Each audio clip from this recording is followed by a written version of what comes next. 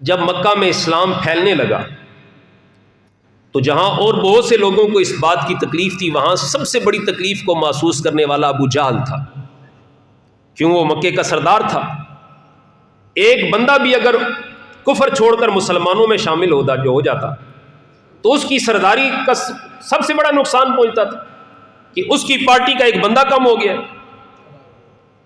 اس نے ایک میٹنگ کی اور کہا کہ یہ جو ہر روز اسلام پھیل رہا ہے اسے روکا کیسے جائے۔ کسی نے اسے کہا کہ ایسے کرتے ہیں، جو یمن کا بادشاہ ہے حبیب بن مالک، مکہ کے لوگ اس کی بڑی عزت کرتے ہیں، اگر وہ حبیب بن مالک مکے میں آ کر مکے کے کافروں کو کہہ دے کہ تم نے محمد کے پاس نہیں جانا، محمد کا کلمہ نہیں پڑھنا، تو مکے کے لوگ مسلمان نہیں ہوں۔ ابو جہل نے اسی وقت پیغام بھیجا۔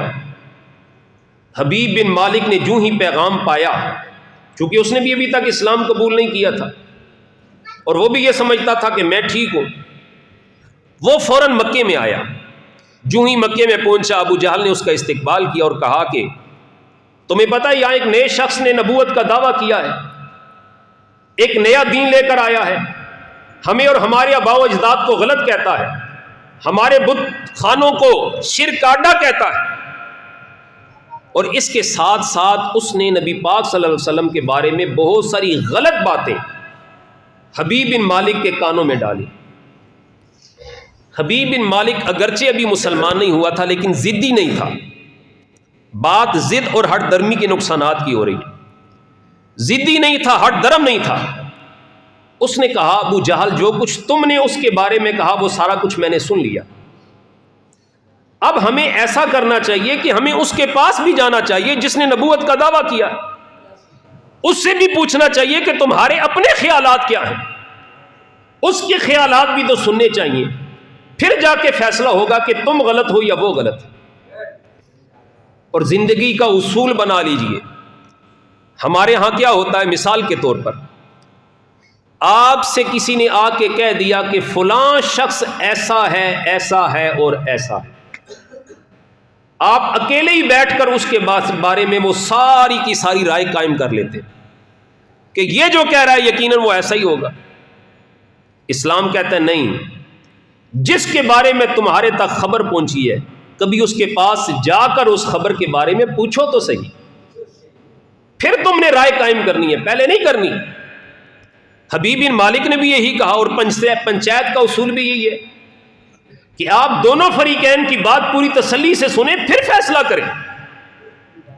تو حبیب بن مالک نے کہا کہ پیغام بھیجو مسلمانوں کے نبی کی طرف کہ میں یمن سے آیا ہوں اور آپ سے ملنا چاہتا ہوں۔ حضور سید عالم صلی اللہ علیہ وسلم کو یہ خبر پہنچی، سرکار علیہ الصلوۃ والسلام نے سیدنا صدیق اکبر رضی اللہ تعالیٰ عنہ کو ساتھ لیا اور جہاں کافروں کی مجلس لگی ہوئی تھی اسی مجلس میں جلوہ گر ہو گئے۔ امیر المجاہدین فرمایا کرتے تھے کہ دل چوے سچ پاویں کوٹھے ہوتے نچ۔ انسان کے دل میں سچی ہو تو پریشانی والی بات کوئی نہیں۔ اللہ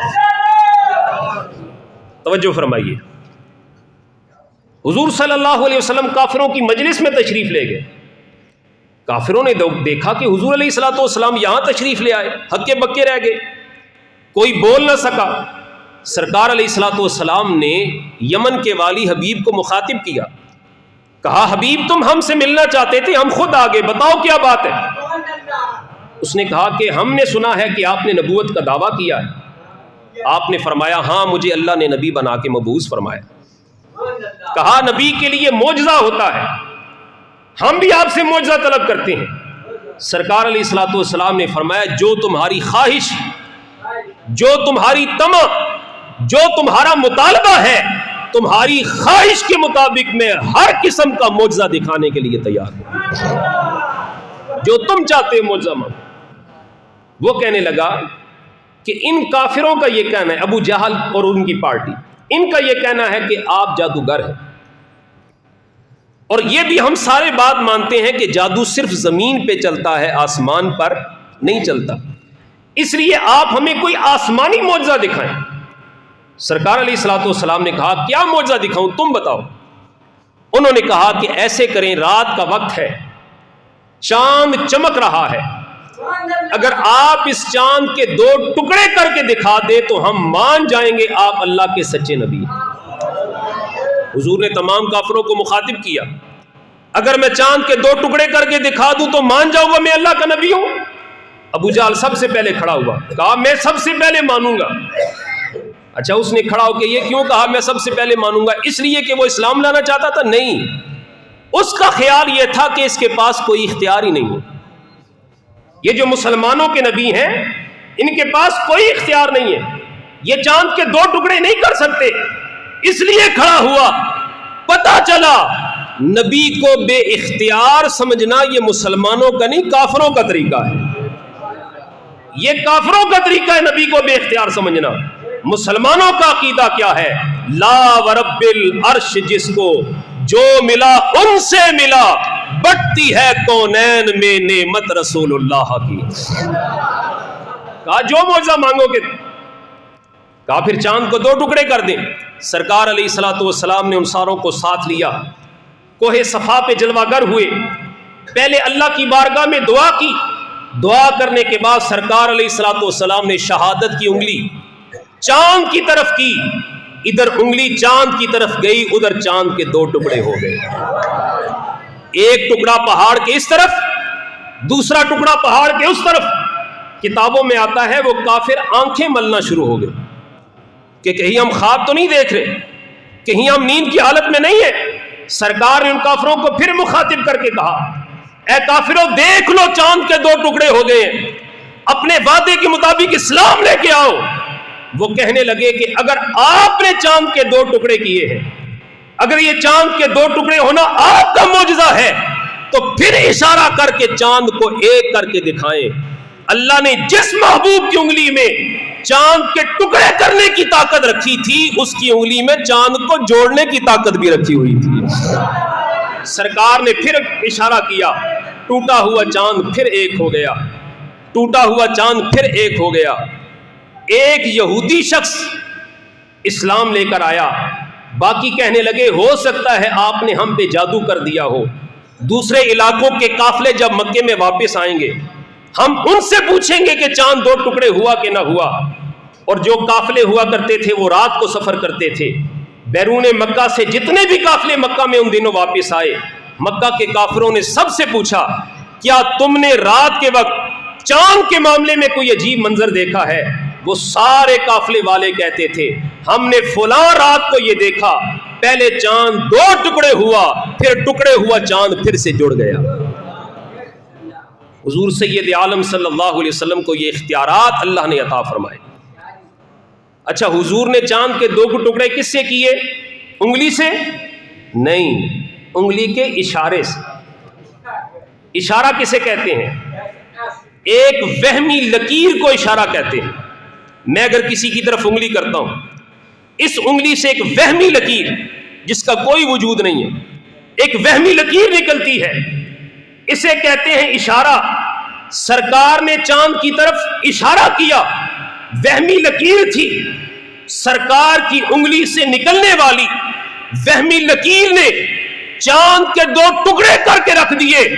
اگر یہ جملہ سننا چاہے تو سن لیجئے، جس محبوب کی انگلی سے نکلنے والی وہمی لکیر کی یہ طاقت ہے، اس محبوب کی انگلی کی طاقت کیا ہوگی؟ پھر وہ انگلی جس ہاتھ میں ہے اس ہاتھ کی طاقت کیا ہوگی؟ وہ ہاتھ جس بازو میں ہے اس بازو کی طاقت کیا ہوگی؟ پھر وہ بازو جس وجود مصطفیٰ میں ہے اس وجود کی طاقت کا عالم کیا ہوگا؟ اسی لیے میرے امام اسی لیے میرے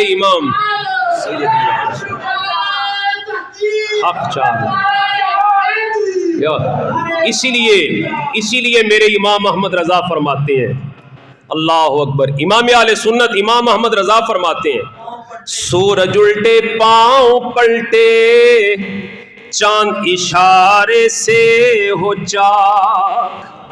جو لوگ کہتے ہیں نا حضور کے پاس کوئی نہیں، طاقت کو نہیں، امام احمد رضا فرماتے ہیں ذرا غور کرو، سورج الٹے پاؤں پلٹے چاند اشارے سے ہو چاک، سورج الٹے پاؤں پلٹے چاند اشارے سے ہو چاک، اندھے نجدی دیکھ لے قدرت رسول اللہ کی، اندھے نجدی دیکھ لے قدرت رسول اللہ کی، اور خاک ہو کر عشق میں آرام سے سونا ملا، جان کی اکسیر ہے الفت رسول اللہ کی۔ سرکار علیہ السلام نے چاند توڑا، جوڑ دیا۔ حبیب یمنی کہنے لگا حضور آپ نے ایک مطالبہ پورا کر دیا، دوسرا مطالبہ میرا یہ ہے، اگر آپ اللہ کے سچے نبی ہیں، اور جو اللہ کا سچا نبی ہوتا ہے وہ غیب کی خبریں بھی رکھتا ہے، میرے دل میں ایک پریشانی ہے، مجھے بتائیے وہ پریشانی کیا ہے، اس پریشانی کا حل بھی نکالیے، پھر میں مان جاؤں گا آپ اللہ کے سچے نبی۔ حضور علیہ السلام نے فرمایا اے حبیب بن مالک، تیرے دل میں پریشانی یہ ہے کہ تیری ایک ہی اکلوتی بیٹی ہے اور وہ اپاہج ہے، نہ بول سکتی ہے، نہ چل سکتی ہے، نہ اس کے ہاتھ کام کرتے۔ تیرے دل کے اندر خواہش یہ ہے کہ تیری بیٹی ٹھیک ہو جائے، اسے شفا مل جائے۔ جا حبیب بن مالک، کیا یاد کرے گا، تیری بیٹی شفا یاب ہو چکی ہے۔ دیکھیں باقی جتنے بھی کافر تھے، ضدی اور ہٹ درم تھے، ان ساروں نے کیا کہا، ھذا سحر مبین یا سحر مستمر، یہ تو مسلمانوں کے نبی نے جادو دکھایا ہے۔ حبیب بن مالک جو یمن سے آیا تھا، ضدی اور ہٹ درم نہیں تھا، اسی وقت سرکار کے قدموں میں گرا، قربان ہو گیا، پڑھا کلمہ اور مسلمان ہو گیا، اور اسی وقت واپس اپنے گھر کی طرف چلا کہ مسلمانوں کے نبی نے کہا ہے میری بیٹی ٹھیک ہو چکی ہے، شفا یاب ہو چکی ہے، یقیناً شفا یاب ہو چکی ہوگی۔ اللہ اکبر۔ حبیب یمنی کہتے ہیں میں اپنے گھر میں واپس پہنچا، دروازے پہ دستک دی، میری وہ بیٹی جو بول نہ سکتی تھی اندر سے پوچھنے لگی او دروازے پہ دستک دینے والے تو کون ہے؟ اللہ اکبر۔ حبیب یمنی کہتے ہیں میں پریشان ہو گیا، میری بیٹی تو بول نہ سکتی تھی، میں نے باہر سے کہا او میری شہزادی، میں تیرا باپ حبیب بن مالک پلٹ کے آیا ہوں، میری وہ بیٹی جو چل نہ سکتی تھی بھاگتی بھاگتی دروازے پہ آئی، میری وہ بیٹی جس کے ہاتھ کام نہ کرتے تھے اپنے ہاتھوں سے دروازہ کھولا اور کہنے لگی اے میرے باپ گواہ ہو جائیے، اشہد اللہ الہ الا اللہ و اشہد ان محمدن عبدہ ورسولہ۔ اے میرے والد گرامی میں کلمہ بھی پڑھ چکی ہوں۔ حضرت حبیب یمنی پوچھنے لگے او میری بیٹی تجھے کلمہ کس نے پڑھایا، تیرے جسم کو ٹھیک کس نے کیا؟ وہ کہنے لگی ہوا اس طرح، رات کو جب میں سوئی میری خواب میں چاند سے بھی خوبصورت کوئی ہستی آئی، اس نے آ کر کہا اے بیٹی جلدی سے کلمہ پڑھ لے، تیرے باپ نے مکہ میں ہمارے پاس آ کے کلمہ پڑھ لیا ہے، اللہ تجھے شفا بھی عطا کرے گا۔ وہ شہزادی کہنے لگی اے حبیب یمنی سن لیجئے، صبح کو جب میں اٹھی میری زبان بھی ٹھیک تھی، ہاتھ بھی ٹھیک تھے، پاؤں بھی ٹھیک تھے، اور میری زبان پہ جاری تھا پڑھو لا الہ الا اللہ، لا الہ۔ اچھا کوئی ضروری نہیں ہے کہ جنازہ ہو پھر ہی کلمہ پڑھنا چاہیے، جمعے والے دن بھی بابرکت وقت ہے، ضروری نہیں جنازہ ہو پھر ہی کلمہ پڑھنا چاہیے، اس نیت سے کلمہ پڑھیں کہ آج جمعے کا دن ہے، مقبولیت کا وقت ہے، ہم کلمہ پڑھیں گے، اللہ فوت ہوتے وقت بھی ہمیں کلمہ نصیب فرمائے گا۔ پڑھو لا الہ الا اللہ، لا الہ۔